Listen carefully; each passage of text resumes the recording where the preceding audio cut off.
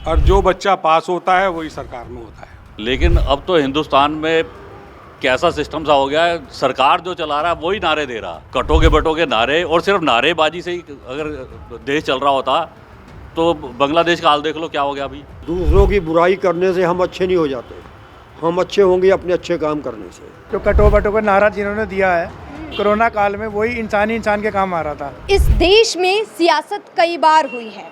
इस देश के में जो नारे लगे हैं उस नारे ने हमें आज़ादी भी दिलाई है। इस देश में नारे लगे थे, तुम मुझे खून दो मैं तुम्हें आज़ादी दूंगा। इसी देश में अब नारे तो लग रहे हैं, लेकिन उन नारों से जो मुद्दे हैं वो गौन हो चुके हैं, मतलब गायब हो चुके हैं। नारे अब हो चुके हैं, बटोगे तो कटोगे और एक रहोगे तो नेक रहोगे, साथ एकजुट रहोगे तो जीतोगे। इस तरीके के तमाम राजनीतिक नारे तमाम राजनीतिक पार्टियां लगा रही हैं।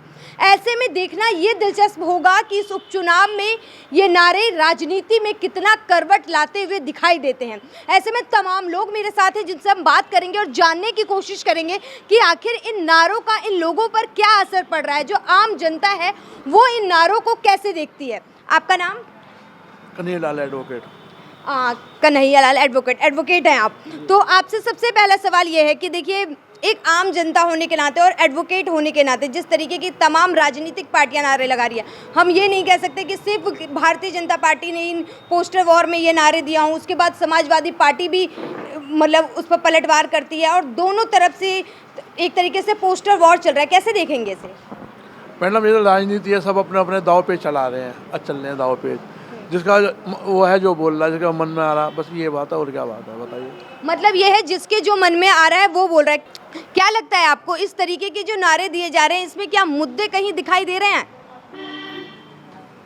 मुद्दे अलग हैं और ना कटेंगे बटेंगे, इसमें सभी लोग अपने वोट बैंक को अपनी ओर आकर्षित करने के लिए, समझाने के लिए कि हम लोग एक साथ रहेंगे और आपस में नहीं बटेंगे, तो उससे हम अच्छी स्थिति में रहेंगे। उनका मेन उद्देश्य ये है और किसी दूसरे को परेशान करने का या कुछ कहने का नहीं है। लेकिन देखिए, समाजवादी पार्टी ने तो एक नया पोस्टर लगा दिया है कि अखिलेश जी का फेयर है, भाजपा का अंत नियर है। भाजपा, सनातन, हिंदुत्व, अब लोग बाग कह रहे हैं, लगता है कि वो अपने पूर्वजों को भूल गए हैं और सनातन का या भाजपा का या हिंदुत्व का जो ये लोग सोच रहे हैं ये एकमात्र सपना है। और हिंदुत्व, भाजपा हमेशा रही है और वर्षों तक हम लोग सरकार चलाएंगे और जनता की सेवा करेंगे। हम लोगों का पहले अब जो उद्देश्य थे, मार्ग थे, वो नहीं है। अब हम सभी वर्गों में, सभी धर्मों में, सभी जातियों में सरकार की तरफ से ज़्यादा निचले वर्ग से भी शुरू होकर सरकार के जो हेल्प की चीज़ें हैं, मान लिया राशन है, आपने कोरोना के समय देखा होगा कि सरकार ने हर स्तर पर जाकर जनता की सेवा की है और उसका हमें परिणाम मिला है कि हम तीसरी बार सरकार में। लेकिन जब इस कोरोना की बात कर रहे हैं आप, तो लोकसभा चुनाव हुआ, लोकसभा चुनाव में किस तरीके से समाजवादी पार्टी है जो नंबर 1 पार्टी बन जाती है उत्तर प्रदेश में। जो अभी आप पिछले लोकसभा चुनाव की बात कर रहे हैं, उसके आप कह रहे हैं कि हमारी सीट कम आई हैं, विपक्ष की ज़्यादा आई हैं, लेकिन हम आज भी सरकार में हैं और जो बच्चा पास होता है वही सरकार में होता है। चलिए, मतलब इनका सीधा सीधा कहना है कि अल्टीमेटली भारतीय जनता पार्टी और एनडीए की सरकार बनी। आप किस तरीके से देखते हैं इन पोस्टर वॉर को जिस तरीके से हो रहा है? क्योंकि मुद्दों पे कोई बात नहीं कर रहा, बेरोजगारी पे कोई बात नहीं कर रहा, महिला सुरक्षा पे बात नहीं हो रही है, लेकिन पोस्टर वॉर मतलब कटेंगे बटेंगे, जुड़ोगे तो जीतेंगे, इस तरीके की, मतलब दोनों ही, चाहे अखिलेश यादव हों या सीएम योगी हों, तमाम लोग इस तरीके का आरोप प्रत्यारोप पोस्टर के द्वारा एक दूसरे पर दे रहे हैं।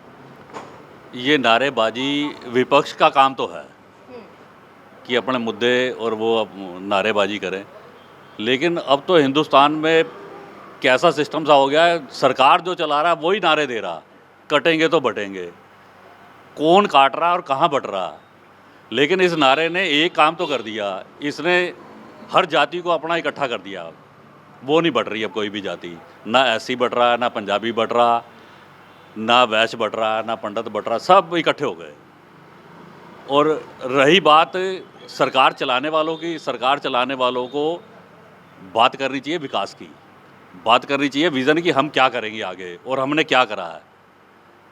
कटोगे बटोगे नारे और सिर्फ नारेबाजी से ही अगर देश चल रहा होता तो बांग्लादेश का हाल देख लो क्या हो गया अभी।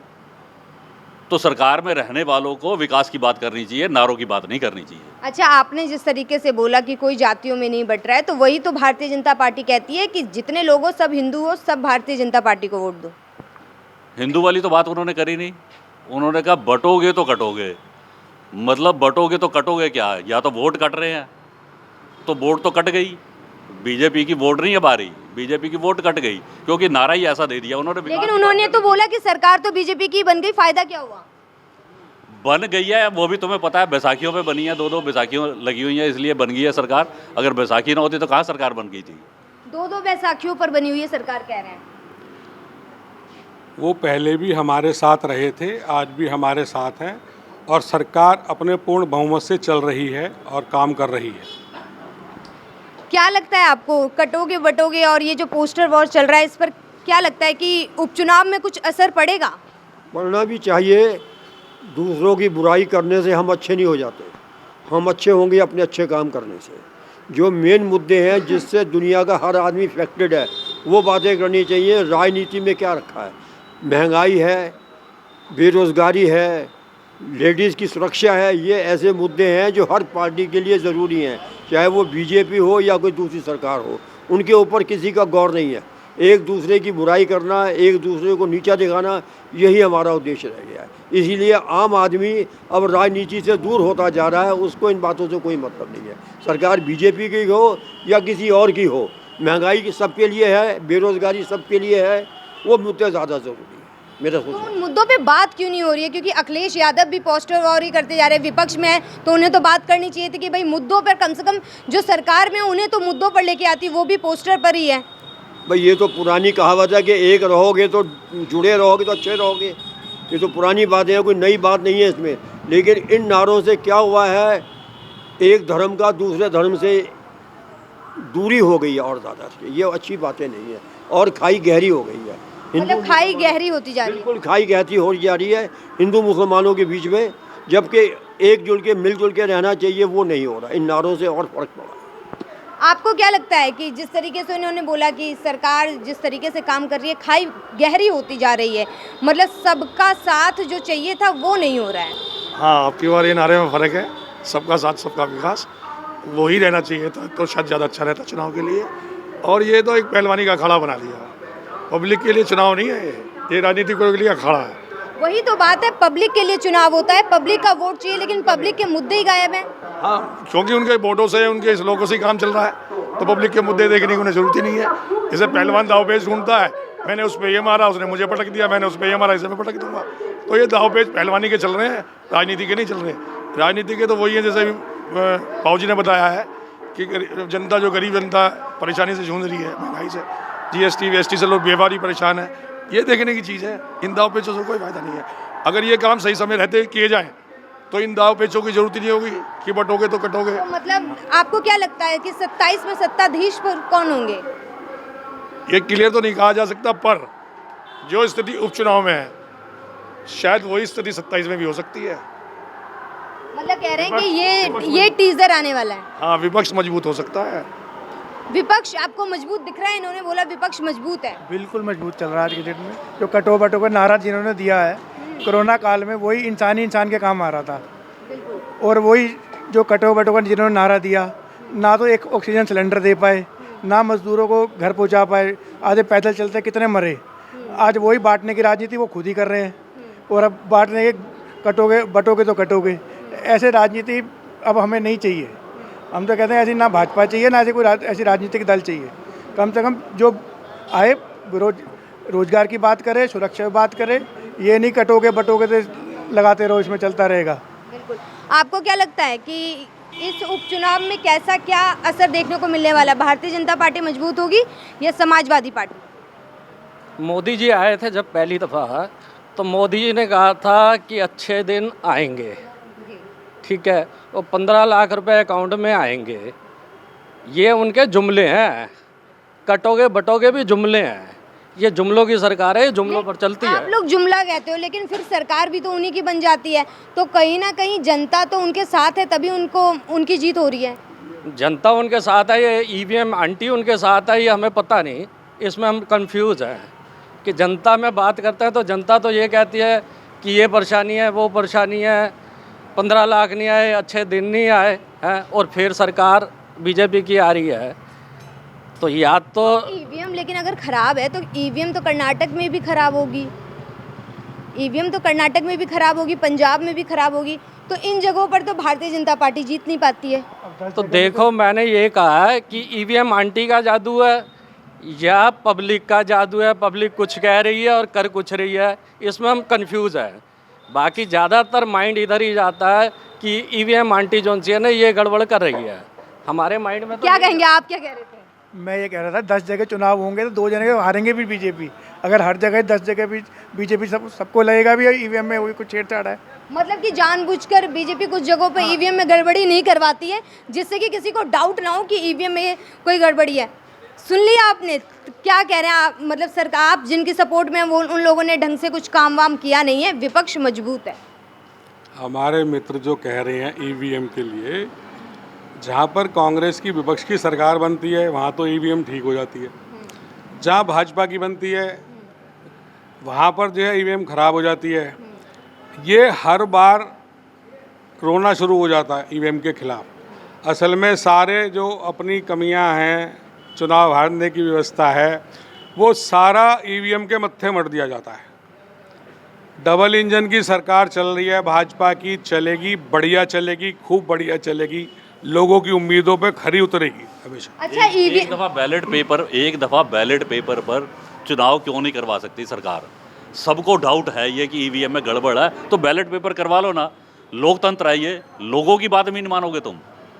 कब से कहते आ रहे हैं ईवीएम में कुछ गड़बड़ है, ईवीएम में गड़बड़ है। और नहीं है गड़बड़ तो एक दफ़ा बैलेट से करवा लो, साफ क्लियर आ जाएगा। ऐसा है कि जिसकी लाठी उसकी भैंस। हरियाणा के अंदर जब 20 जगह उन्होंने बता दिया कि 20 सीटों के ऊपर ईवीएम में गड़बड़ी है, तो चीफ इलेक्शन कमिश्नर ने क्यों नहीं उनकी बात मानी? क्योंकि वो जिनकी लेकिन चीफ इलेक्शन कमीशन ने ये भी तो बोला कि आरोप बेबुनियादी हैं, आपके पास सबूत ही नहीं है। वो तो उन्हीं की भाषा बोलेंगे ना। उनको रिटायरमेंट के बाद भी कुछ अपने बारे में सोचना है। नौकरी के 60 साल के बाद क्या करना है उन्होंने, चाहे वो हो या जुडिशरी वाले हों। अब क्या उसका नाम लिया जाए, सबको पता है। ये बैलेट पेपर पर चुनाव क्यों नहीं करवाते? बैलेट पेपर पर चुनाव करवाएं, चाहे छोटा करवाएं, बड़ा करवाएं, लोकसभा करवाएं, यही करवा लेते उपचुनाव, या किसी भी स्टेट में करवा लेते। लोगों का मुंह तभी तो बंद होता, लोगों के दिमाग में आता कि हाँ भी गड़बड़ नहीं है, बैलेट पेपर से करवा के देख ले और बीजेपी जीते। हमारे को कोई दिक्कत थोड़ी ना बीजेपी जीते या आ रहे, लेकिन बैलेट पेपर से डाउट तो क्लियर हो। बैलेट लेकिन पेपर देखिए, जब चुनाव होता है तो जो आपका विधानसभा या लोकसभा का जो क्षेत्र होता है, उसके 5 बूथ पर जो है बैलेट पेपर से चुनाव होता है, वो मैच किया जाता है ईवीएम, और जिसमें गड़बड़ी अभी तक नहीं दिखी है। मैं कह रहा हूँ 5 की जगह जरूरत क्या है 5 को दिखाने की? बैलेट पेपर से भी तो पूरी दुनिया में चुनाव हो रहा है, हमारे यहाँ भी तो होते थे चुनाव। बैलेट पेपर से चुनाव करवाने में क्या दिक्कत है, क्या परेशानी? क्या दिक्कत है आप लोग को बैलेट पेपर से करवाने? क्योंकि देखिए, ईवीएम की जहाँ पर वो बात कर रहे हैं, जब कांग्रेस की सरकार थी तब भारतीय जनता पार्टी भी कहती थी कि भाई ईवीएम में कुछ गड़बड़ी है तभी कांग्रेस जीतती है, और अब विपक्ष कह रहा है क्योंकि बीजेपी सत्ता में है। हमारा भारत का इलेक्शन कमीशन निष्पक्ष संस्था है, हमारा उसका पूरा विश्वास है। हमारा उनके निर्णय, सभी कानून, चाहे वो ईवीएम पे कराएं या बैलेट पे कराएं, हमें मान्य हैं। और ईवीएम का मैं दोबारा कह रहा हूं कि हर बार जब जहां पर विपक्ष की सरकार आ रही है वहां ईवीएम को कोई नहीं रो रहा है। अभी यूपी के अंदर पालिकाओं के इलेक्शन बैलेट पर हुए थे, उसका रिजल्ट आप लोगों के हमारे सामने है। और जहाँ ईवीएम हरियाणा के इलेक्शन से पहले हर एग्जिट पोल ने ये कहा था कि बीजेपी जा रही है, लेकिन वहाँ के मुख्यमंत्री ने, सैनी जी ने ये पब्लिकली कहा था, एग्जिट पोल कुछ भी कहे, हमने जो इंतज़ाम करने हैं वो कर रखे हैं। ये क्या एग्जिट पोल तो देखिए लोकसभा चुनाव में भी गलत हुए ना, क्योंकि कहा गया था कि बीजेपी 400 पार आ रही है एनडीए उनकी, लेकिन देखिए किस तरीके की सरकार बनी है। हाँ, वो तो अब क्या करा जाए, पब्लिक का मूड है। अयोध्या में इनको पूरी जब राम मंदिर लाए हैं तो शायद बहुत अच्छा रिजल्ट मिलेगा वहाँ पर, लेकिन नहीं मिला इनको। क्यों नहीं मिला? वहाँ लोग दुखी हैं। राम मंदिर लाए अच्छी बात है, हम भी धार्मिक मानते हैं, सब पूजा करते हैं, लेकिन ये नहीं है राम मंदिर से रोटी नहीं मिलती, रोटी काम धंधे से मिलनी है। वहाँ लोगों के काम चौपट हो गए हैं। देखिए, राम मंदिर से रोटी नहीं मिलती, और कहीं ना कहीं ये अयोध्या में सबसे बड़ी वजह रही बीजेपी की हार की।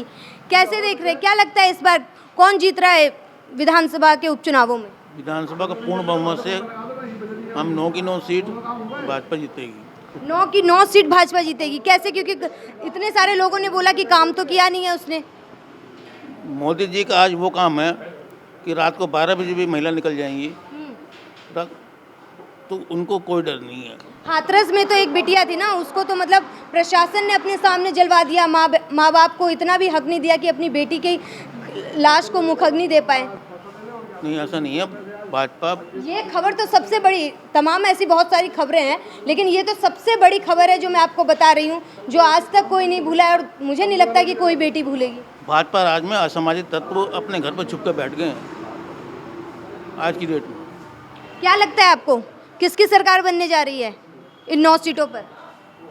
हाथ जोड़ लिया। मैं नहीं बोल सकता। आप नहीं बोल सकते? वोट तो देंगे ना?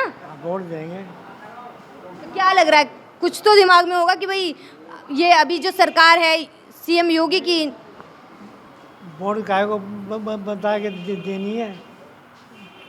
नहीं बता के नहीं दे रही है, मतलब सरकार अच्छा काम कर रही है, या फिर पिछली जो समाजवादी की सरकार थी वो अच्छा करती थी, या मायावती की सरकार अच्छा थी? मायावती कुछ नहीं कर रही ना, अखिलेश यादव कर रहा कुछ, जो कर रही है भाजपा कर रही है। अच्छा, मतलब भाजपा की सरकार अच्छी है। तो ऐसे में देखिए, देखना काफ़ी दिलचस्प है, क्योंकि कुछ लोगों का कहना है कि तमाम मुद्दों को गायब कर दिया गया है, वहीं कुछ लोगों का कहना है कि चाहे मुद्दे कुछ भी हो, तमाम जिस तरीके के पोस्टर वॉर चल रहे हो, इससे फ़र्क नहीं पड़ता है, क्योंकि भारतीय जनता पार्टी सीएम योगी और पीएम मोदी के नाम पर ही जनता वोट दे देगी, और इसी पर फिर से 9 की 9 सीटें वो जीतेगी। देखना दिलचस्प होगा कि पोस्टर वॉर के बाद आखिर जनता का मूड किस तरफ होता है। वो तो अब आपको और हमें 23 तारीख को ही पता लगेगा कि आखिर 27 के लिए क्या रोड मैप उत्तर प्रदेश में तैयार होता है। मैं कामनीजा, वीडियो जर्नलिस्ट अनिकेत के साथ, न्यूज़ 1 इंडिया।